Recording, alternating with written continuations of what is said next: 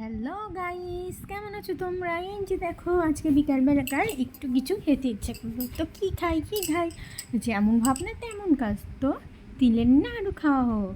তো শুধু তিলের নাড়ু তো খাইতে চাইলে হবে না, বাসায় তো থাকতে হবে। বাজারে দৌড়ে গিয়ে আমি তিল কিনে আনলাম, 1 কেজি তিল। এই যে দেখো, তবে চিনি কিনে আনলাম, সেটা দিয়ে এখন নাড়ু করা হচ্ছে।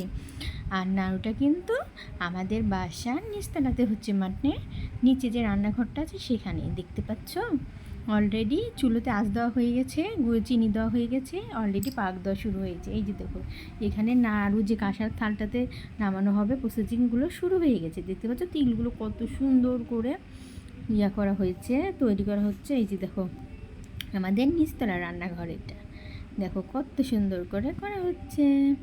একদম জাল দিচ্ছি, হতেই থাকতেছে।